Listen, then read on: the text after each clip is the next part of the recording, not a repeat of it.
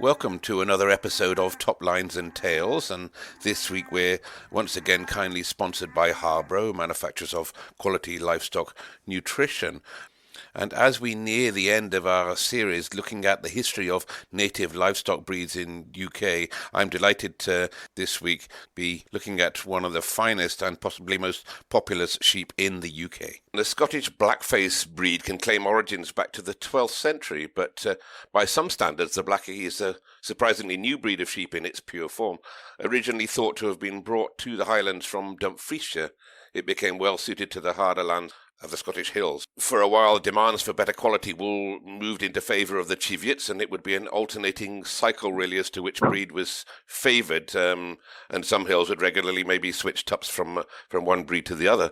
But it would be around the 1860s that the Cheviot hill sheep would start being replaced by the Blackies, and by near the turn of the 20th century, that an association of breeders was formed eventually, and I'm delighted to have as a guest this week Mathew Hamilton of the Woolfords flock, whose great-grandfather would have been one of those original group who formed that association. Mathew, welcome to the podcast. Thank you very much.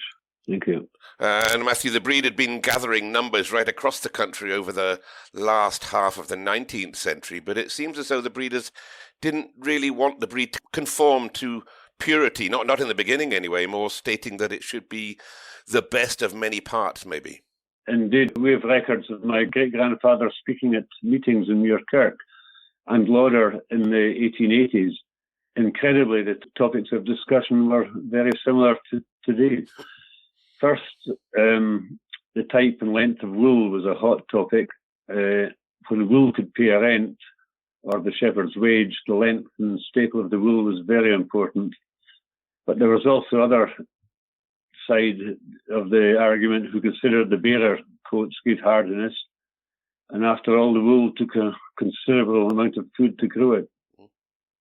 Secondly, the ideal size of a blackface sheep is constantly discussed.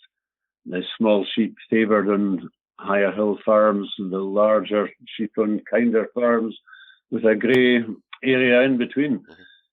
My great-grandfather stated that a small hardy sheep was an admirable animal, but that a large hardy animal would be even more so. So obviously there was a lot of discussion. And thirdly, there were arguments about the pros and cons of forward and backward pointing horns and a bold and kindly eye. Okay. And incredibly, today, the main talking points of blackface sheep are still the wool, the skin, the size, and the shape, type of horn, and the eye are probably the most talked about characteristics of a blackface sheep. Nothing has changed, you're right. And as you said, still a lot of hot topics, and as we'll discuss, there's still a bit of a lot of diversity within the breed. If we can just go back to the beginnings again, back to this association, the main man behind forming this would be a breeder called Charles Howatson, and some people might recognise that name as the man who started the Scottish Farmer newspaper, and self-named, I think, as the Laird of Glenbuck. He was some character, and he made his money in mining, I think, and Glenbuck Estate is East Ayrshire, I think, and would I be right in calling him the father of the breed, Mathew? In many respects, bringing in the breed society, yes, I think so. There were many noted before that, but he took over a very well-established flock from Mr. McKersey, and with the advent of mining, I don't know whether Mr. Howatson was involved in the mining or just benefited from the royalties. But he was well able to further develop the flock at that time. And he would certainly do more to promote the breed than anyone else. Very famous ram, Glenbuck, 72, who won the Highland Show on numerous occasions, being probably the most celebrated tup at that time. And just imagine how the shepherds felt telling Mr. Howatson that they had just drowned the famous tup in the Dipper. That would have been a difficult discussion. Difficult conversation indeed. And I think he'd won the shearling tup class at the Highland for something like 10 years on the trot, and still would carry on as well. I mean, that's the goal of every breeder. It's some record that he had, didn't he? It's a tremendous feat, and there would be a lot of stiff competition in those days too. Mm-hmm. And the Blackie tup classes at the Highland Show go as far back, I think, as 1834, but they would one of only a few breeds that would be there, I suppose, back then. I guess so. The Cheviot and Leicester, I'm sure, would be, and probably were there as well. I have up on the shelf beside me the records of the Royal Highland and Agricultural Society from year dot. If anyone, and we have spares if anyone ever is looking for spares of them. Just a small sales pitch. But it would be a tremendous feat at that time. At that time, the Archibalds at Overshields at Stow were probably did more to standardise the breed than anyone else. It is said that they never bought in a stock ram, but kept their sheep in families and crossed them carefully to prevent inbreeding and really the original flock recording. Yeah. They only sold privately at, and I don't know how they set a price, and at the Linton Fair and at the Farm Gate, I understand. These fairs were a continuation of the old, in the days of the drovers, where they met in the way south at the Linton Fair. And before the Archibalds and the Howitzons, the now head flock, firstly owned by David Dunn, who died in 1794, and then now Mr. Foyer, was probably the furthest back that can be traced. Aileen is trying to get a digital record of the Blackface journals from the start, and it would be well worth reading an article in 1957 journal by Johnny McTaggart of Muirhouses, who was a fantastic character and breeder at the 60s and 70s. It's called The Evolution of the Blackface Breed in that journal in 1957, and that takes us back many centuries. It's an excellent piece of work, I think. Okay. Also, Mr. Scott wrote a book, Blackface Sheep, and it's a very good history of the breed from 1800s onwards, and that, I am told, is by John Murray at Cosflat, is coming back into reprint. So I look forward to getting a hold of that, because I lost my copy. I gave it to somebody else, and I can't remember.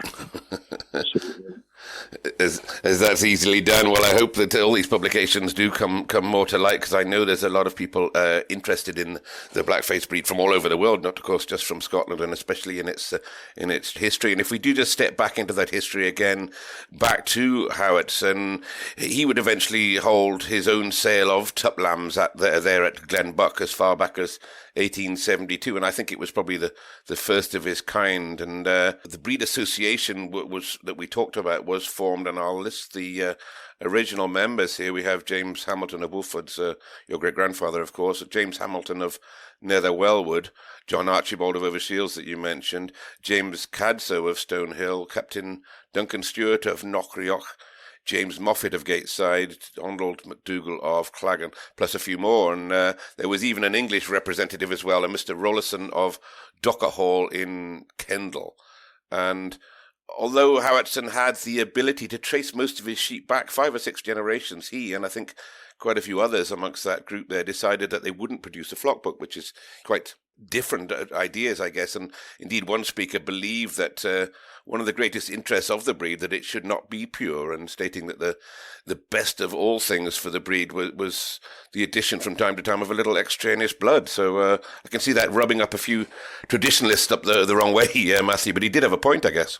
I think so. I think the variation that of the different types of blackfaces that suit each type of ground, no one knew exactly how to make the breed conform to one specification. So I think although making of the flock book was a very worthy thing to do, it perhaps, and the work involved too, in the large numbers that were involved in blackface flocks at the time. Sure. How they felt at that point. I think all the flock masters would use their own selection, and my grandfather and great-grandfather would remove a whole generation of females off a ram if they felt they had bad faults, mouths or mothering ability or mobility, as we still really do today. Mm-hmm. So does a flock book help? I'm not sure. It's said that other breeds write down their lies, but the Blackfaces just tell it as it is.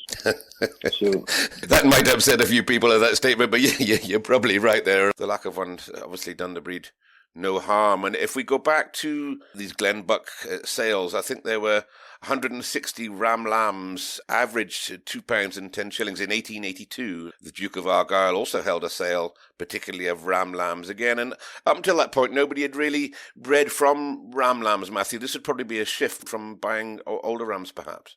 I think the ram lamb thing it's a difficult one to know how the balance goes between shearlings and lambs. We have records at home of our own tup lambs being used back at that time, but not so many sold.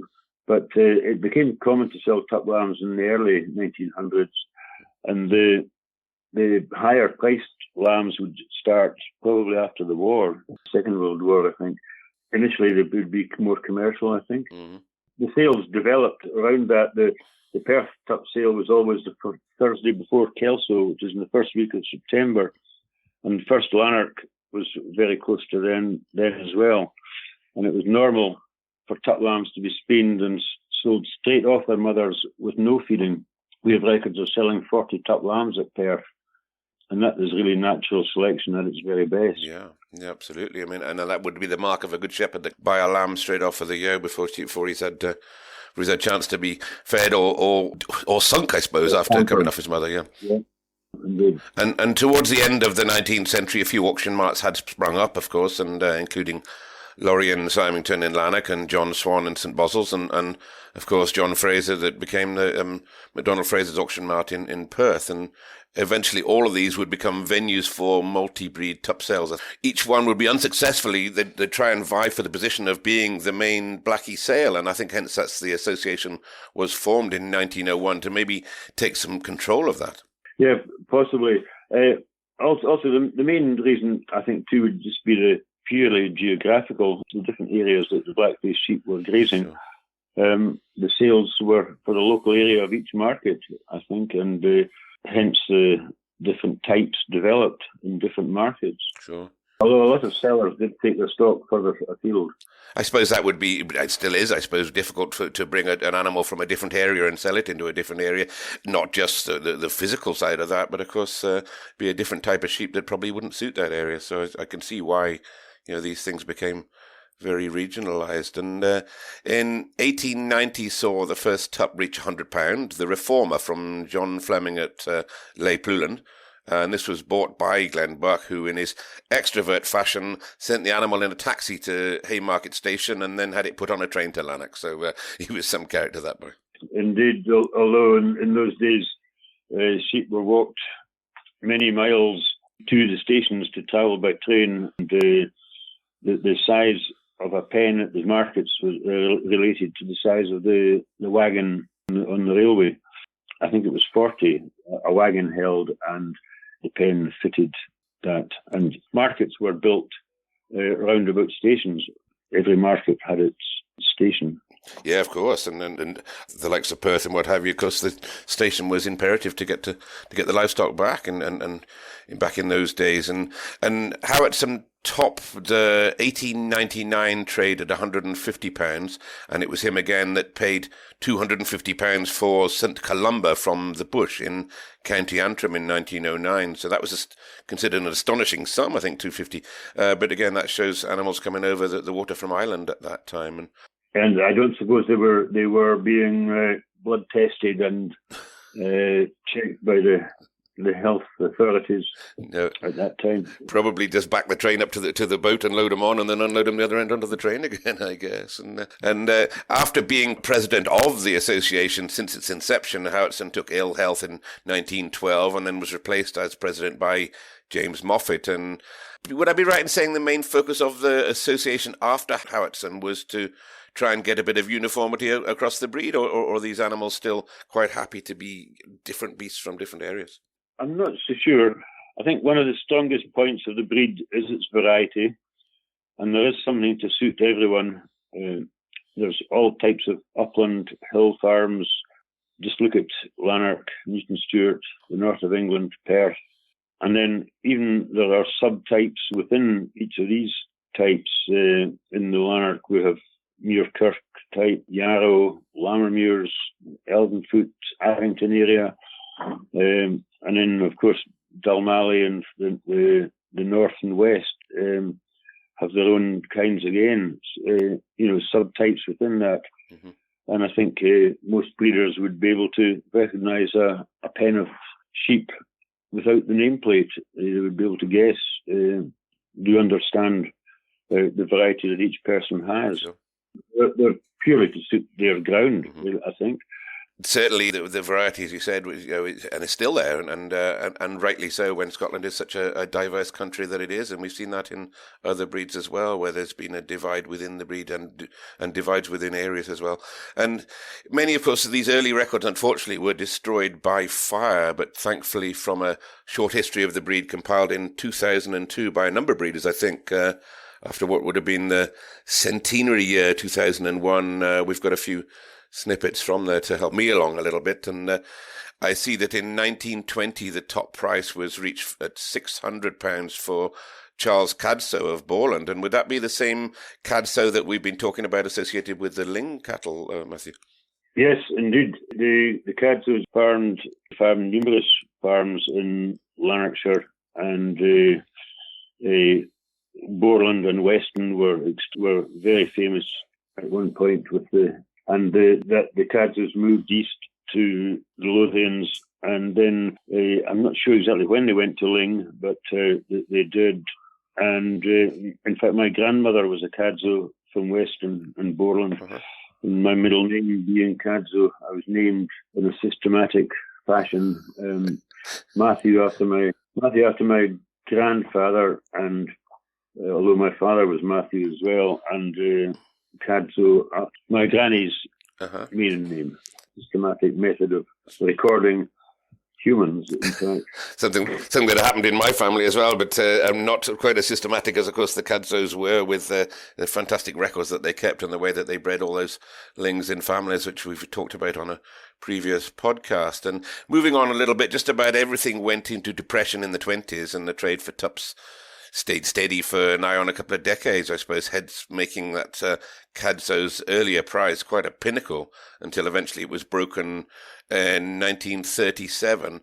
But it would be another decade before we saw John Arnott of Burncastle sell the first tup in the world, I believe, of any breed to make over £1,000. So, and despite Howardson's early sales, we probably should attribute the post-war era to the change of the breed. I think, as you said, from shearlings to tup lambs, and some breeders would major in both, I guess, as I believe the Woolfords flock there topping the trade in both, I think in 1903, in both shearlings and lambs. And one of the popularity of breeding from lambs would move most significantly the tup sale from September to October at Lanark, and made it a 2-day sale. And would that be lambs on the first day and maybe shearlings on the second? Is that how it worked? Yeah, usually the other way around, shearlings the first day. Indeed. There became too many sheep to sell, mm-hmm. So they split the days, and it just purely proved by the popularity. But now, Newton Stewart was originally a 1-day sale, went to 2 days, and is back to a single day again. And Lanark was similar.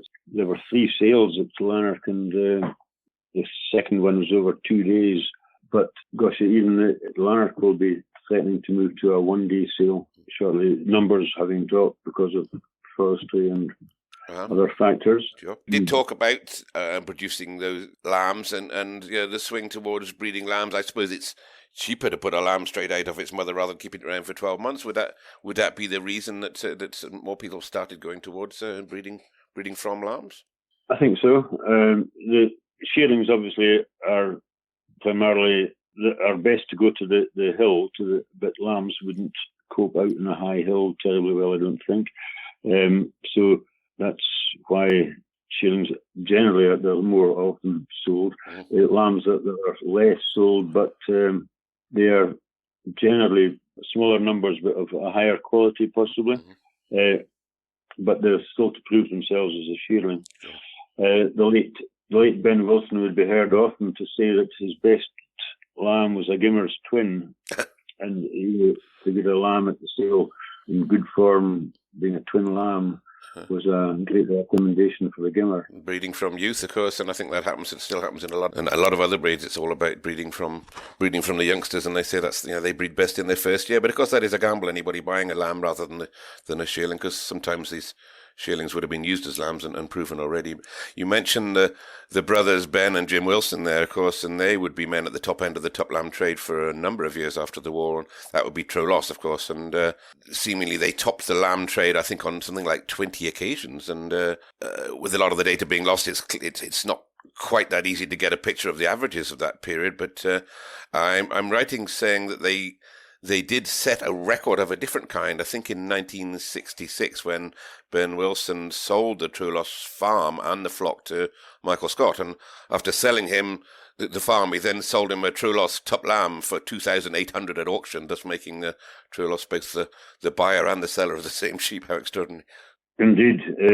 But Mike Scott knew the Trollocs flock very well. He was well acquainted with Ben Wilson, and would be no surprise to anybody that he bought the best Trollocs lamb that year. Yes, that's certainly a reputation for buying the best, hasn't he? And we look probably at some of the bigger estates, of course, across Scotland, such as the Earl of Rosebery and the likes of the Glasgow Corporation would be among top consigners. And we've discussed again in other podcasts, maybe it should be the farm manager or the shepherd who should take credit for some of these larger flocks for the successes that they had. I think you're right. The Blackfaces, along with many other breeds of sheep and cattle, have always managed to attract wealthy landowners and outside industrialist type money coming in to farming, and it provided them with an investment with various tax benefits, and they poured a lot of money into livestock farming over the past, and but those who have been successful have generally had a very able shepherd come manager to get them to the top. And I think it very much takes teamwork, and certainly not all of them succeeded, but the ones that did were remarkable. That certainly seems to be the case in a lot of ones we've seen over the years. Seen people come into it, a breed, and then buying all the animals, and then getting themselves a stockman. Where of course, the successful ones, as you said, will have found the stockman first and let the stockman make a lot of the decisions in what they're buying, and a great credit to them, and some fantastic stockmen, of course, we've seen over the years with those merits. And it would be the mid-50s that saw yet another top sale emerge, of course, in Newton Stewart down in the south that we talked about, and this would grow to be a different type of sheep that they are down there, that sort of wetter ground. And would the breed be developing into two strains, but two or three or more strains, really, as we talked about already? There were different type of sheep down there, definitely, than you'd want in where you are. Yes, absolutely. Every breed of animal, especially in Scotland, has fashions, and for long as they've been bred. And the classic example would be the Shorthorn, Angus and Hereford breeders in the 60s, who ignored the commercial men and bred the small cattle for the American market, opening the way for the continental cattle to come in. And the irony of that was that the Belgians came back over to Scotland secretively to buy the fleet double-muscled Shorthorn calves to start another breed that we've imported back to Britain again. A lot of people forget, of course, that Belgian Blue breed owes its origins back to the Shorthorn and the Scottish cattle, of course. Myostatin gene, I guess, was present back in those days. Well, Blackface sheep are no different, perhaps worse. The fashions come and go, and the wool fashion, for example, started off as a genuine commercial reason, as the downbeats did really too, I think. And to give two streams of income, both meat and wool, with the advent of subsidies, possibly the decline in woolen products and the increase in plastics, wool became out of fashion, and there was no further use for the long coats. But old habits die hard. Sure. There are still some of this longer wool type to be found in parts of Britain and Ireland, the west of Ireland and the southwest of England, Cornwall, Devon. In fact, we've been exporting semen to the USA and Canada, and their biggest complaint with the progeny is that they're too bare. They're wanting wool, but it's purely that's the phenotype they want to see, and that's what they want. Then even Stewart bred them very bare when they came into fashion. First, Dune Monarch was a famous you wouldn't have a wisp of wool on them. It was all hair. And fashion changed again, and they softened the wool, possibly with a little dab of another breed in. But in the process, they made the sheep smaller, and the West Coast buyers that flocked to Newton Stewart turned away, and some of them, to get them bigger, even went to the Swale. And this has recently been a turnaround to larger sheep again, actually. And many breeders today think that there are many sheep too big for hill conditions. But again, they find their place. There are places for most of the sheep. Fashions changed quite rapidly. Black wool became acceptable, and now it's not so much. Blood horns were acceptable, and now not so much. Forward horns are the point of fashion. Again, 130 years from when my great-grandfather and the Howitsons discussed it in Muirkirk. It's a wonderful thing of fashion. Certainly, we do see, you mentioned the forward horns, and we do see now from the modern photographs of the lambs going into the sales, and of course the internet and social media affords us a lot more great pictures of these animals, and you can see the change in the breed, that they are very much wanting that more forward horn. Is there a purpose to that? Is it something easier to catch hold of, or is there a reason behind it? I'm not sure if there is. It can be interfere with lambs at birth.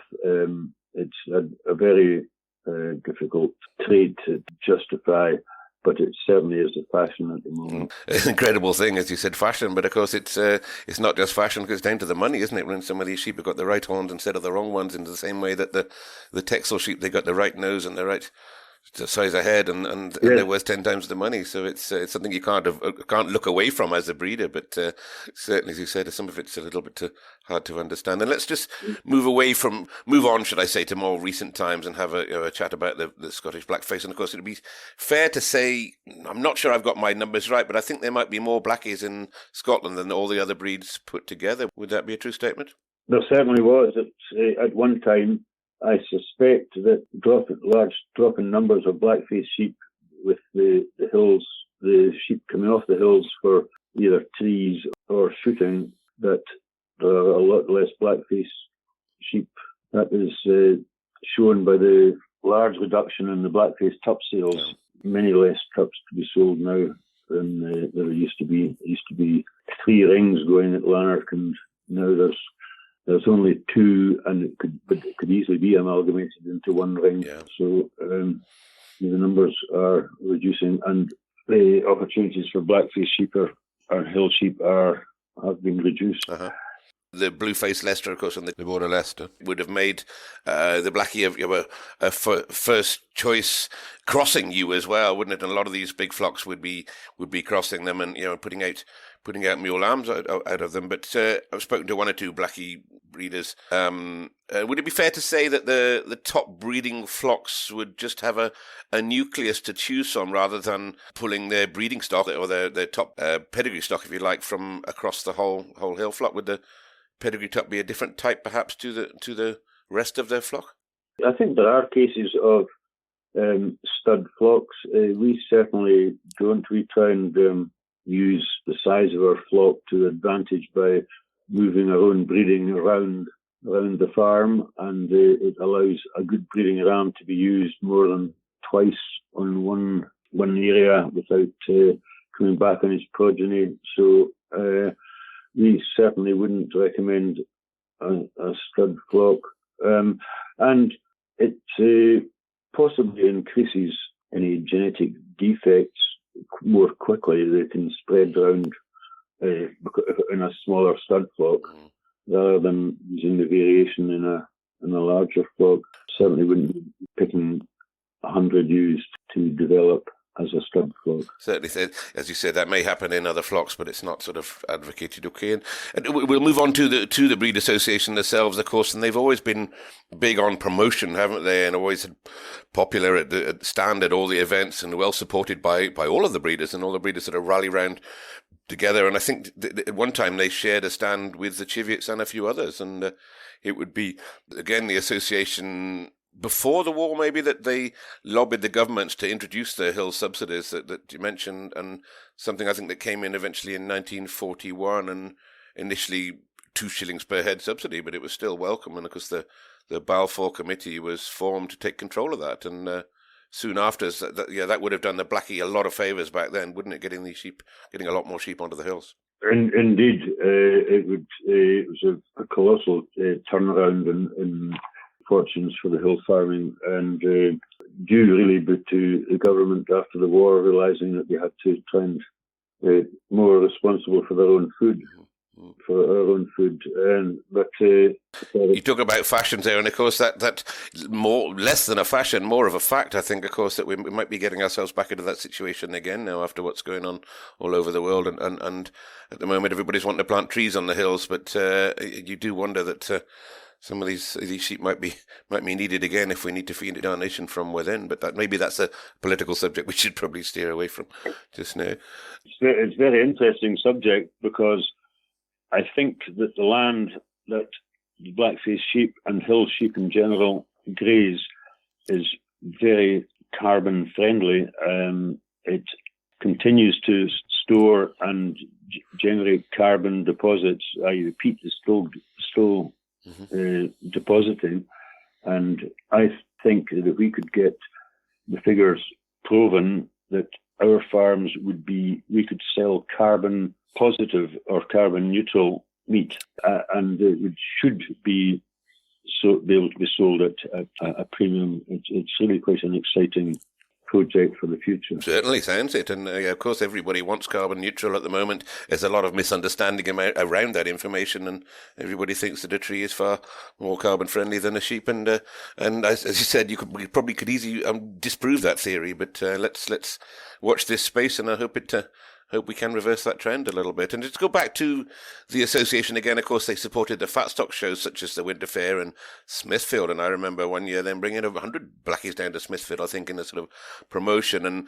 And the slogan that "a taste of heather" was or something similar that was used. And of course, outfits like Squabble will get behind the breed to promote the lamb as well, and opening up new markets for exports for lamb, of course, towards the start of the 21st century. And a lot of hard work was done by the association under Audrey Fenton initially, and then of course later Aileen McFadden, who's done a great job. And Blackie lamb is different. It's unusual, isn't it? But it's as well as being excellent. Because to some people it may be an acquired taste, but it certainly has more flavour. And it's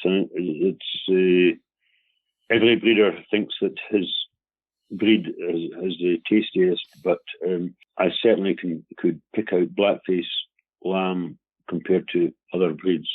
It definitely has a different flavour. On a blind tasting, yes. And I think with the cattle, we've looked at all sorts of people saying that their beef was the best because they're going back to the traditional, of course, with more fat and marbling. But in this case, as I said, it's the heather that's put the taste into it in the same way that it does into game, I guess. I think so. The Blackface is quite different from other sheep even to look at. It is true.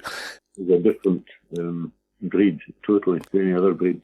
And I mentioned the shows there, of course, and there were classes recognised at the Highland in 1834 for tups anyway, but it would be the turn of the century before the females were allowed to join in. But showing's an expensive business, obviously, and the Breed Association would be quite forward-thinking by the 50s in subsidising breeders to go to shows like the Royal and the Yorkshire. And I mean, there's no better promotion than turning up with a good class full of sheep there to promote your breed. It's good money invested, I'd say.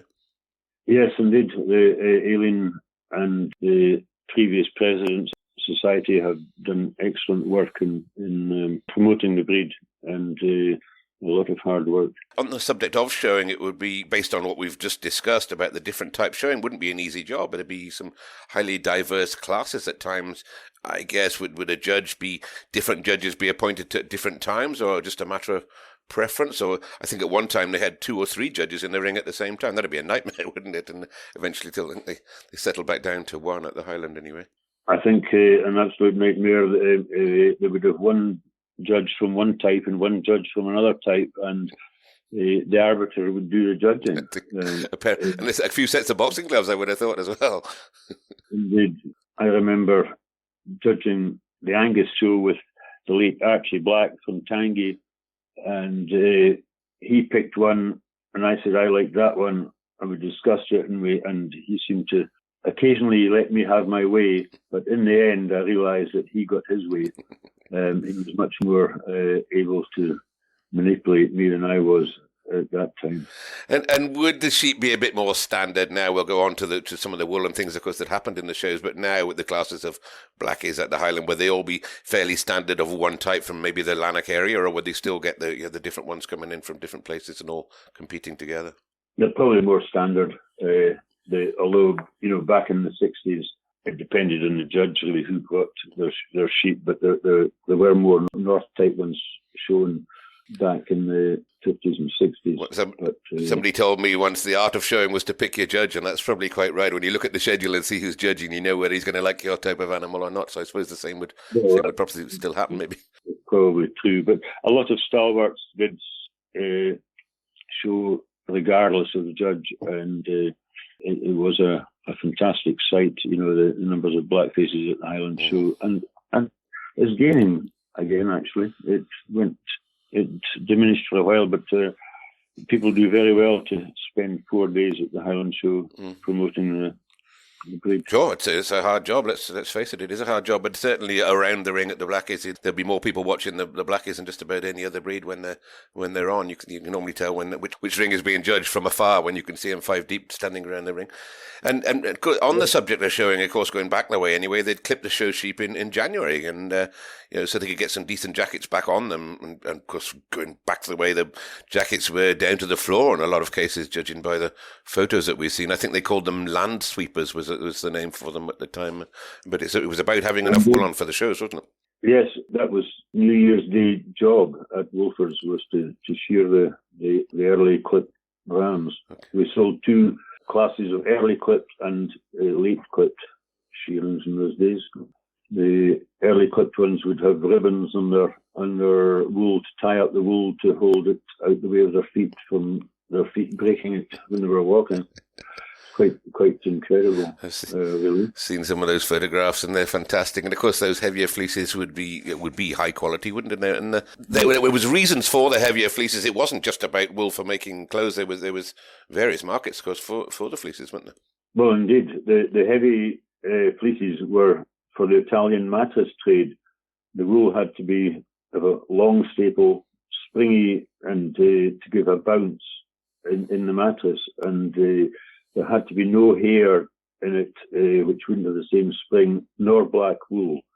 It was a tradition in Italy that each new bride and husband were presented with a new mattress on their wedding night, and there had to be no black wool to hide the proof of her virginity. So that tradition has certainly waned, I think, in the modern age, and so there's no longer a demand for a new mattress, nor prove the virginity of your prospective wife. Thankfully, he said, thankfully. there is no longer a demand for mattress wool. Okay, but although it actually is, we sleep on a wool mattress, and it cannot be beaten for comfort. Okay. Something I've not tried, so there's to our listener there's something to get investing in. Maybe that's the future again. And of course they believe the coarser wool. I think it was you mentioned that the coarser wool would dry out quicker when they get wet. Yes, I think so. There's a danger that fine wool can act like a sponge and hold the water, and can actually get a sort of wool rot in the middle of the back. And there's a benefit of having either coarser wool or possibly hair in the wool, and in breeders pre-1900 talked about a double coat consisting of a shorter fine wool for insulation and a coarser long fibre. Basically, it's called a waistcoat and a jacket. Mm-hmm. And the theory was that the fine wool would keep the sheep insulated, and the long wool drained the fleece of the water when shaken. Yeah. You possibly have a good point. It did, yeah. Interesting, the 2 different types of coat, and we still see a bit of that now, or is that just that's gone back the way? It's certainly not aimed at, I don't think. The northwest, on the west coast, they do want a hairier coat, just basically shorter wool. Okay. Where they get and more rain. Possibly soon soon they will breed a breed that will not need shorn, that will cast its coat. There are more and more blackfaces showing that tendency to cast their coat. Certainly a lot of work's been done on that more recently, when it costs more to shear the sheep than the wool is worth. And going back to the debate that's probably always raged on this podcast, where we talk about a lot of pedigrees, that the show sheep with their extra wool were perhaps not commercial sheep, and that's a controversial subject. And would that be a myth? Probably not. Once any sheep or animal of any breed is fed to an extreme, its fleece and coat being groomed, trimmed, conditioned, washed, coloured, it's no longer commercial. But showing can be useful, and it lets people see what is available and compare them together in a ring. I think it's a very useful thing to do. It's as rarely done at a sheep sale anymore, and I think that's possibly a step backwards. It's good to see animals out in the open, steadied in 2 feet of straw in a pen. No, that's true enough. We've all done it maybe at sales where you put a load of straw underneath them to make your animals bigger. But I think when you want to buy them, you loose it down the alley. But there's nothing, as you say, like seeing them out in a show ring, especially with the Blackies when they loose them one at a time into a bunch. It's a spectacular sight. But you do see what you need to see, as you said. Mobility is essential quality for that breed, and the breed that's got to run the hill. But for any breed, indeed, I think compare them is a wonderful way to work. I mentioned earlier on we've got a few snippets of information there, and I've found a couple of quotes from the Scottish farmer. I think it was about a Galloway breeder who had bought the top price Blackie, I think, in Newton Stewart 3 years in a row, and the longer wool, the landsweeper type, if you like, and a toast was made at the Blackie dinner, saying that one of these tops that he'd bought had left no lambs, but the tragedy was the other two had. It's a little bit of a derogatory snub, if you like, at the longer wool sheep. Yep, that's farming humour at its best, isn't it? And I myself have bought sheep wishing that they maybe hadn't left lambs. It does happen. And another interesting snub, in the Scottish farmer, I think, was in 1901, and in a bid to oust Howardson's ideas about excessive wool, Sir Robert Menzies introduced a Class 4 wool on the hoof at the Highland Show, and it was judged by the manufacturers as a sort of supplementary class, and all the prize-winning sheep came last. Indeed, it's purely a judge's prerogative, isn't it? If they're not wanting wool, then it goes last in the class. And the judge is not necessarily right. It's only a matter of opinion, I suppose, unless there's more info available. Just look at stock judging competitions. You try and place 4 sheep, but the variation in the crowd means that people very rarely get the top score. So it's judging is it's not an exact science. And now it's a good job that we're all different as well, or life would be a bit dull, wouldn't it? And in order to try and resolve this issue with the wool, I think they actually tried to have different classes for sort of woolier ones and the tighter skinned ones, and I think that ended in disaster as well. And another issue, I think, was the use of colour on fleeces, and something that the trade weren't very keen on, to the point where in 1938 the Highland Show banned colour on all breeds. But this resulted, I think, in a mutiny from the shepherds, and it was rescinded the year after. But colour is to the layman looking from the outside, at the Highland Show, they'd think that all the Blackies had dark fleeces, but of course the colour is put on there for a reason, isn't it, Mathew? Well, yes, indeed.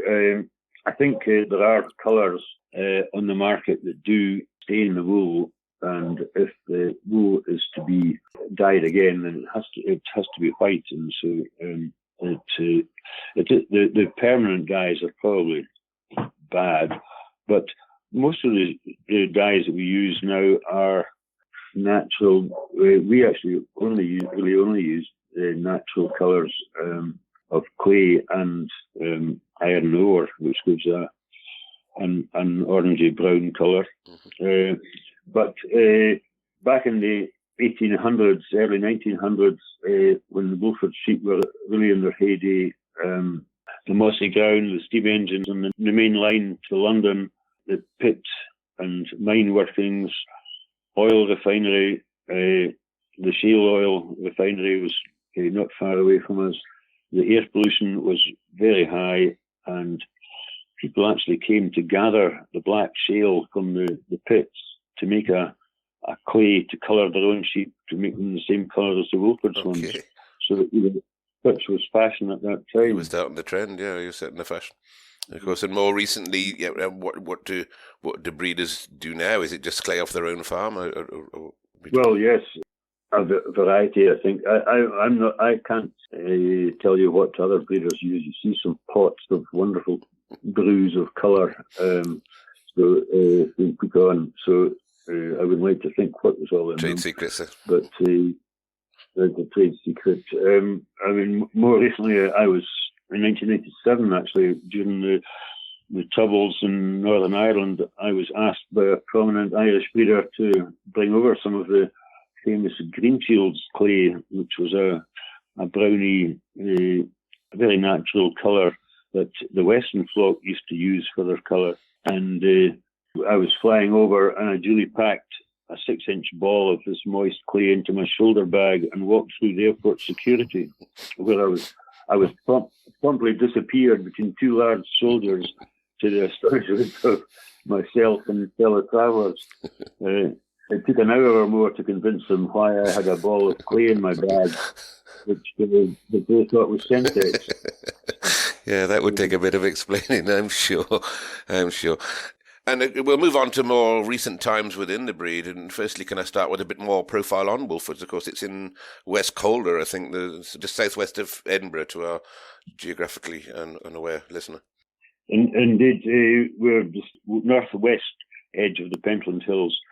We're about 850 to 1,050 feet, so we're not by any means a high hill farm, but we are a fairly bleak area that anyone that passes through, certainly it is wet and very peaty land. And I'm right in thinking that James, your great-grandfather, was a pioneer in a few ways, and was there a coal mine on the farm back then? Yes, there was a coal mine started. They didn't run it. They benefited though greatly from the royalties, and my great-grandfather kept a man full-time at the pit head to take the limestone that was taken out along with the coal, and he burned that to make quicklime, and the quicklime was scattered. 2 men full-time, 1 man full-time burning it, and 2 men full-time spreading it on the land. So with a horse and box and cart, it must have been a desperately bad job, because quicklime would burn the hands of the... and that would be to do away with the heather, would it? Would it be to control the heather, the quicklime? Yes, there was heather to the back door, they said, when my great-grandfather came here in 1864. Mm-hmm. Only suitable for an Ayrshire cow, but certainly not suitable for sheep, was what the comment was at the time. So I couldn't see an Ayrshire cow living on heather either, but maybe it's a different type of Ayrshire back there. And then we moving along, the Woolfords flock would be now described as a North type. Would that be right? And you've been at pretty much at the sharp end of the breed since 1900, constantly winning shows and breaking records, and more recently 24,000 guineas in 2005, 41,000 a year later. I mean, you guys have been right on the top of it. How many sheep do you run there at Woolfords now? We have 1,500 ewes and 150 Angus and Shorthorn Cross suckler cows that go to a Shirley bull. So we breed our own heifers. Find the cows go hand in hand with the sheep very well, grazing the hill grazings in the summertime. And because the top end of the breed has escalated in prices since the millennium, I suppose, and now there's some names in the top of the flock, so I'll just run a few up. We can't mention all the breeders, obviously, but the money seems to be spinning around between the McGregors at Allenfold and, of course, Alan Blackwood at Holthouse Burn, and Arnott at Burn Castle, McCall, Smith at Connaughton, the Hunters, of course, at Dalkerry, Dunlop at Elmscleuch, Graham's at Glenroth, the Whites at Midlock, the MacArthurs at Nunnery, Scott at True Loss, and yourselves. I mean, there's obviously a lot more we could mention.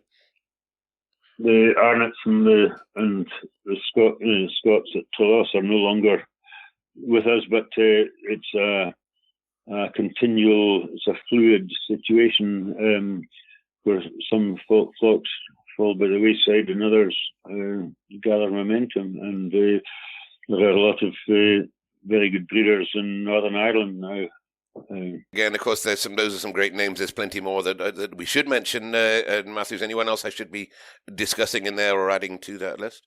Well, in the North breeds, I think it should be mentioned that Ivory and Lascelles at Doldie, along with Dave Nichol, the shepherd, made a wonderful contribution to Blackface sheep, to the North breed especially, in the 60s and 70s. And again, with a great partnership was Tom Patterson at Dungarfle, along with Colonel Dewhurst. Colonel Dewhurst was Dewhurst with Dewhurst Threads, actually. Mm-hmm. And but he bought Dungarfle, and they had a fantastic period there with the North type. And Tom went on to do very well on his own at Craigneath. And the Adams at Bellity and Aldallan, who also had the Newhouse herd of Angus and Shorthorns, of course, and Border Leicesters too. Mm-hmm. They really should have been mentioned too, mm-hmm. to the contribution they did to the North breed and others, but I'm sure there's a lot more that are not on that list that should be. Uh-huh. It is a wonderful breed, and it has that fluidity of flocks come and go. Yep. Of course, a bit like the Suffolks, the tups don't get named until after they're sold, so sometimes not at all, so it makes it a bit harder to research this. Are there one or two tups that we could say made a big mark, and never mind the big prices, but made a big mark in the breed and put a bit of a backbone in a few flocks? Yeah. In days gone by, a lamb could be used 4, 5, 6 times in a flock, but with the diminishing numbers and possibly more people trying to breed for a smaller pool of buyers, the bloodlines come back very quickly, and we're always looking for new strains. And it's quite rare now for a ram to be used more than 2 years, mm-hmm. which I think is a big detriment to the breed, because we're not breeding for longevity anymore. I think the Maulus and Blackface sheep are much poorer. We used to regularly have ewes 12, 14 years old, still with their teeth, but it's not so easy to get them that age now. Okay. And of course, as you said, sheep being shared around, and I think the current breed record is 200,000 for a lamb from Ian Hunter at Dalkerry, and that's sold to Allenfold, Midlock and Glenrath in 2020. So, and these would be used as AI, I guess, nowadays. I mean, it's much easier to share these animals around geographically, is it? Yes, indeed. And one ram can sire hundreds of lambs in 1 year. So possibly if you take that spread over naturally over 5 years, it maybe comes to the same number. Mm-hmm. Sure. There's no such thing as a perfect sheep. They all have their faults, and if you push one sheep too much, you can introduce other faults unbeknown. Sure. Well, we'll just mention another couple there. The previous record would have been Elmsclick at 160,000 and Dalkerry at 160,000 as well. These are big numbers, aren't they? I mean, this is that's the entire value of some people's flocks, and when you get to that sort of money, and the top price female was 14,000, I think, from Old House Burn with Alistair Fletcher, and I have to thank Alistair actually, whose history in the Scottish farm of the Blackies has been invaluable to us. But there's some big money flying about, isn't there? There is. But if you look back into the other high prices that you've mentioned, 600 in 1938, that was the Cadzos, that would be colossal money in those days. It's interesting. I don't know if there's actually much difference in the price if you took the value then to what it is worth now. The prices probably are holding their own, in fact. And of course, it is a high-flying trade. I mean, the race is on probably between the the Texels and the Texels at the moment are 350,000 their top, and the Suffolks have been up in that telephone numbers as well under Blackie. I mean, it probably isn't long before we see a sheep hitting 1 million, and it seems to be a bit out of proportion. But I suppose if it's supply and demand, and if they can spread it over enough sheep, then the money comes back, doesn't it? I don't think anyone wants to pay a lot of money for a sheep. I think we club together sometimes to cut out the opposition. If you can join the opposition, then you've taken one of the bidders out of the equation. I certainly don't go to buy a sheep to see how much money I can spend. You're right, probably nobody, or maybe some people do, but no, that doesn't make a lot of sense.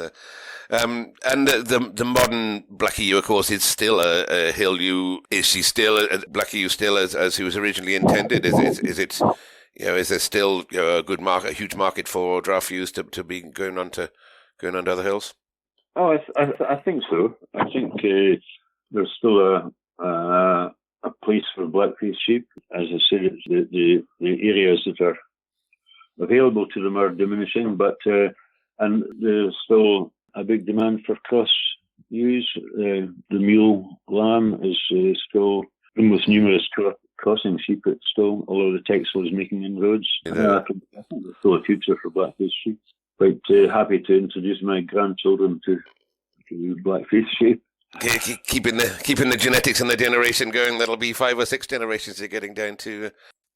And well, yourself at Woolfords, I wish you every success, and obviously the year on year the Blackie sales getting better and better, and I really appreciate your time there, giving us a history of the great Scottish Blackface breed, and hopefully we'll meet up there at the Highland Show, and it's my turn to buy your dram, Mathew. Thank you very much, Andy. I've really enjoyed it, and you've stirred up some ideas that perhaps I should try and write down more of my memories and observations over the years.